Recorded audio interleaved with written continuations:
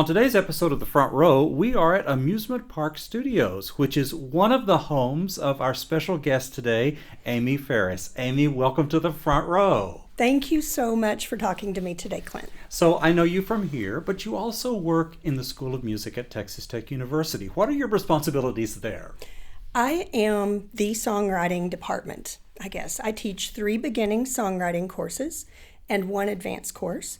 And then we've implemented some jam sessions this semester, which are like every other Friday night.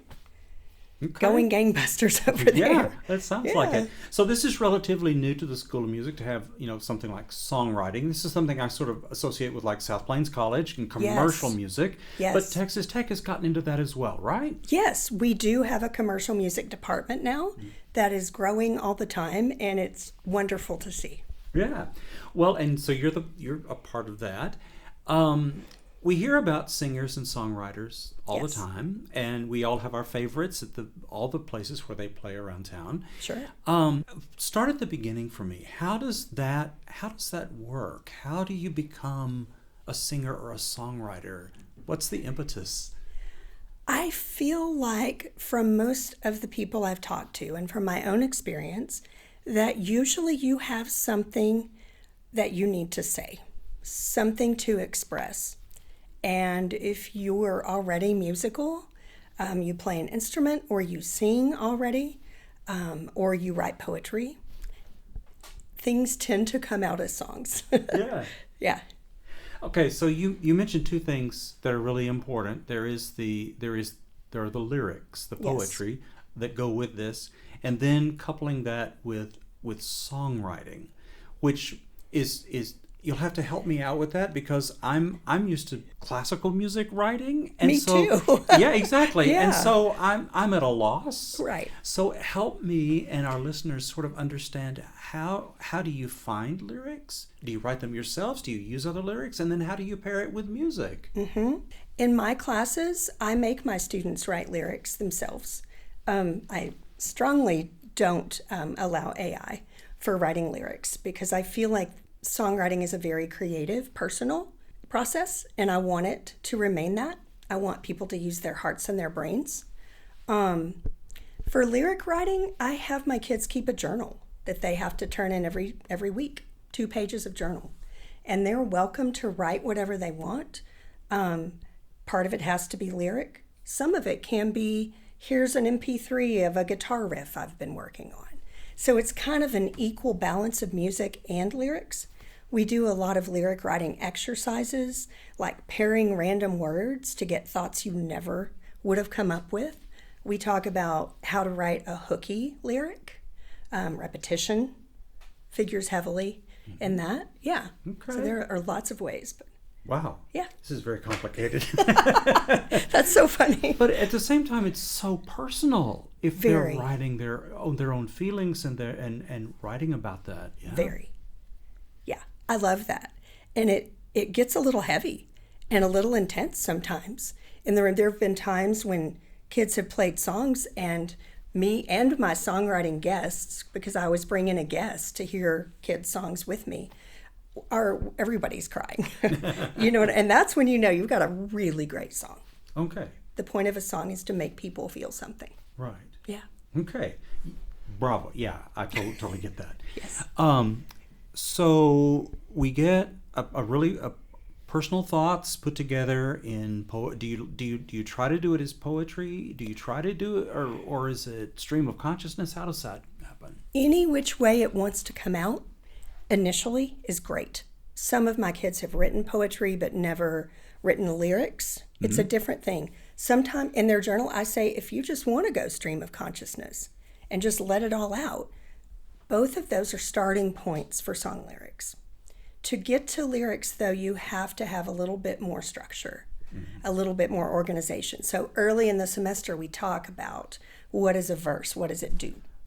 Chorus, bridge, what parts do those play in creating a cohesive song? Right. Yeah. Okay, those are some terms I was looking for. I couldn't absolutely. I couldn't bring them to mind, but right. That's yes. There we go. Verse, bridge. Yeah. That's right. Exactly. I totally get you. And then musically, I I think in terms of structure, like Yes. bar phrases, 8-bar phrases, or something like that. A, B, A, C, yeah. Is that how a songwriter writes? 4-bar phrases, 4, 8, 16, very common in most commercial music. Okay. And yes, generally they try to have lyrics fit within that framework, right? So the rhythm of the lyrics is very important to make it fit into the music that they're creating. Right. Yeah. Yeah. I'm so glad I would be such a failure. Oh, I don't think so. Trying to make lyrics fit the music, trying to make it all work. That's it. I'm very impressed. I have students who are on some are great at the music part and they struggle with lyrics. Others write lyrics all the time, but the music part just escapes them. So you know what I mean? So there's always an area we can work on. There are very few people who just have it all coming out equally. Yeah. You know, that's very rare. How many students do you have? Anywhere between 95 to like 115. That's a lot. It is a lot. It's a lot. Yeah. Great. So, yeah. And then they can take this and use it themselves or share it, I suppose. Absolutely. And we can hear it in all the various venues around the town, I guess. I have so many students out playing in bands all the time. They're in competitions, they're in battles of the band, they are doing house shows, and I love it. And the longer I've taught, this is my 6th year at Tech. Mm-hmm. The longer I've taught, the more connections I see being made between songwriting students. And I just love it. It's one of my favorite parts of the job is people connecting. Yeah. Yeah. Well, that's great. Yeah. So this is all coming to fruition in a concert that's tonight. Is that right? Tell us more about that. Yes.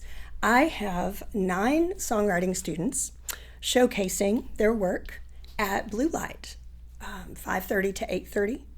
Not only that, we also have the TTU commercial music combos, 2 of them opening for us. So we have bands, and then we have songwriters of every possible style you could think of. Wow. It's a very diverse show. Right. And people can just come? It's free. It's open to the public. 5:30 to Blue Light. Yeah. Wonderful. That's this evening here in town.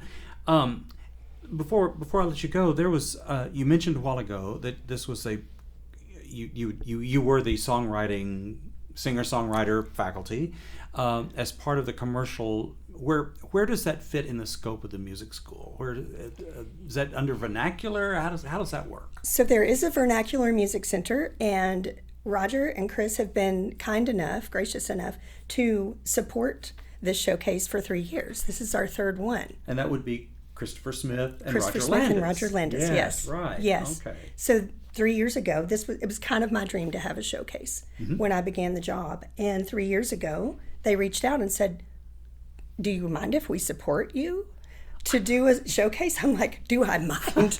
Please. So it's just been a wonderful partnership.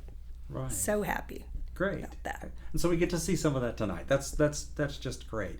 So, well, I have you tell me a little bit about the other part of your life, which is Amusement Park Studios, which is where we are taping today. Tell us a little about your life here, life with Scott. How does that work? We've been married 35 years, which is a very long time. It's great. I get to play on some sessions for musicians. Mm-hmm. I get to compose string parts, sometimes like a string quartet part to go along with one of his clients' songs. I love doing that. I've done that quite a bit. Some organ tracks, keyboard tracks, whatever. I've written horn arrangements. Just kind of a jack of all trades over here. And I love it because sometimes I even get to record my own music, which is wonderful. Yeah. So. Well, you get to use all your skills. Exactly. That's great. It's really fulfilling. Yeah, that's wonderful. Well, you do terrific work here. You do terrific work at the university, and we'll get to hear some of that this evening, 5:30 at the Blue Light, with folks from the singer and songwriter portion of the music school on display tonight. Great. Thank you very much, Amy Faris, for being our guest on the show today. Thank you so much, Clint. I appreciate it.